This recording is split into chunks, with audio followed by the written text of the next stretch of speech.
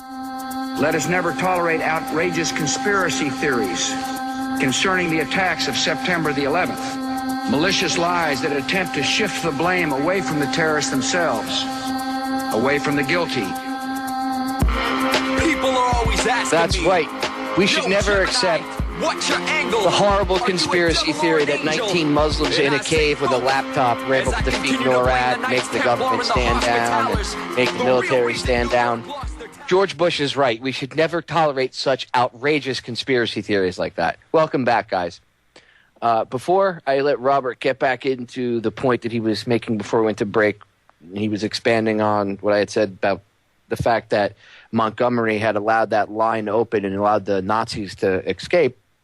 It made the war go on for about another year or so. Robert, it's very important to me that the listeners get your website because I want them to go get your book. It's really important to have this in a physical, form. So go ahead and give the listeners your website again and tell them where they can get the books. Thanks, Popeye. It's www.robertkwilcox.com. You can get a link to any book that I wrote there, especially Target Patton. Or you can go to Amazon, and Amazon, just put my name in there, Robert K. Wilcox, or Target Patton, and you'll pull it up. There's a new edition in paperback, which has new information, and either way. So that's good. Thank you very much. Should I go back now to The Bridge Too Far and so on? Yeah, go ahead. Pick right up where you left off with The Bridge Too Far. Okay. The point was that there was Patton waiting in early fall, actually the end of the summer, to go in and beat the heck out of the Germans, and the war could have been over. But Eisenhower stopped him. They had an actual plan, a stop Patton plan, steal his gas, and so on.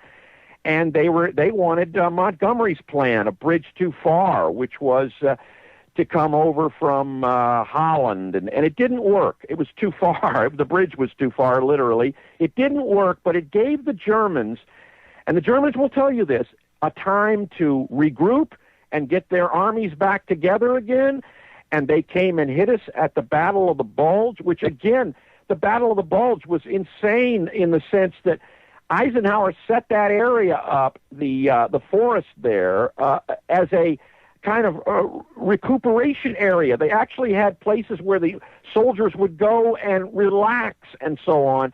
Patton knew it was coming, even though he'd been stopped. He knew that. And when the Germans hit at the Battle of the Bulge, which, by the way, we lost more men and casualties than we did at D-Day. When they hit, Eisenhower was in a panic, and he didn't know what to do. Well, Patton had already figured this was going to happen. And he had a plan, and literally on a bended knee, Eisenhower said, what are we going to do? He asked all of his commanders. None of them had a plan. Patton said, I know what to do. And he turned all of his armies, Patton's armies, right up, the Third Army, right on up, and they made this wonderful and very, very tough beeline up to help the paratroopers, who were the only guys stopping them at Bastogne, and they stopped them there. But literally, we were on a hangnail where the Germans, if they'd have succeeded at a Battle of the Bulge, they would have taken back Europe, and we'd be right back where we started. Those were the kinds of things that Patton was going to tell. And it's the last day before he's all set. He's going to leave. He's going home. He's resigning from the Army. He's going to write his book. He may have, and I know he was going to campaign against all of this and tell the truth about what had really happened. And the night before he was to leave, they decided, he and his staff, that he would go hunting in Germany. He was up in the northern part. He's going to come down by Mannheim and so on. And he was going to go hunting the final day, the final Sunday before he left. And they take a limousine and they go down this area, and they come to a lonely road, which is, and as I said, I always thought he was killed in a Jeep, or not, killed in a Jeep. Well, what happened, that's not true. He wasn't killed in a Jeep. There were several attempts to kill him in a Jeep, but this is the later time. This is 1945, December 9th. on a Sunday, and it's cold but clear. And he's driving down, he goes down the Autobahn, and he takes a small road, which is sort of a way road. It's a two-lane highway going by Mannheim, Germany. And it's very, very isolated. And they stop for there's a little kind of caravan. There's a Jeep in front of him with his guns and the dogs, and just driven by a sergeant. And he's in this limousine with his with two people in it besides him, the driver and one of his aides, General Gay. And they stop at a railroad track, and then they wait. And when the train goes by, they start up again. They're not going very fast. And up ahead of them is a truck coming. It's an army truck, an American army truck. And actually, the truck was waiting for them. The driver later tells that he saw that truck up there waiting.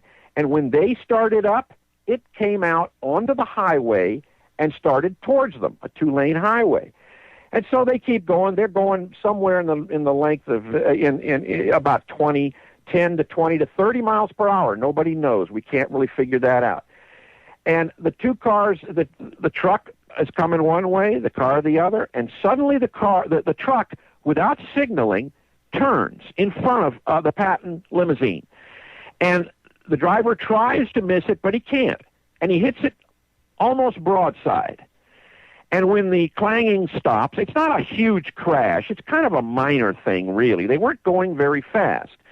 And Patton's limousine hits on the right-hand front bumper, and that's kind of distorted. And when the clanging stops, Patton is he was in the back seat, and they were in a large compartment. And he was on the right-hand side. General Gay was on the left-hand side. Gay is looking out the left-hand window. Patton is looking out the right-hand window. But when it ends, Patton is in Gay's lap, and he has a broken neck. Gay isn't touched, and neither is the driver. They aren't hurt a bit.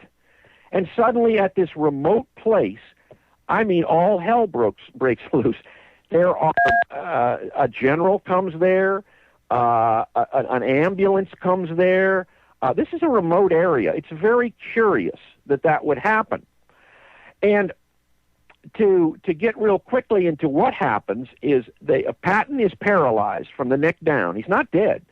He's just paralyzed from the neck down.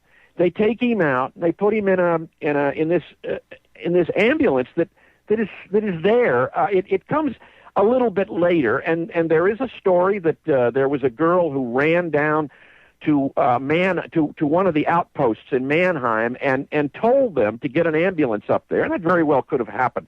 But a lot of people come out there, and Patton is taken not to Mannheim, which would be the logical place, but to 20 or 30 miles away, down to a bigger hospital, which could be the answer to that. And he is put there and entered, and he's in critical condition, and they expect him to die. Meanwhile, this truck that hit him, it's driven by a kind of a corporal, and this guy is let go, and he's just let go. Nobody interrogates him. They just let him go. And a lot of strange things happen. Maybe we should come back to that. The driver of their Jeep disappears. Nobody is held accountable here. But we know that a lot of people came, and there are at least 5 investigations and or reports made on this thing, and they have all disappeared, but I'm getting ahead of myself. No, that's fine. We're going to be coming up to a break in a few minutes, but on the other side of the break, I'll have you expand more into the accident. Well, what happened to itself. Patton? Yeah, well, I mean, dude, Robert. Patton goes to this hospital, and it's very important to say, I don't know how much time we have, but real quickly, Patton is brought into the hospital, and they think he's going to die.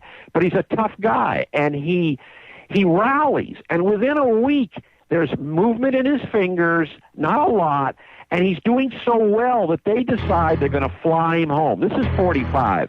It's going to be a 16-hour flight in a propeller airplane. It's a tough deal. But he's doing so well, they're going to put him on it. He wasn't near death like they would have you believe in modern official, I'm doing air quotes, history would have you believe. Guys, we're going to break. Stay tuned. When we come back, Robert's going to get into some very gory details. You better get a pencil and a paper because some of this info you need to write down. We'll be right back.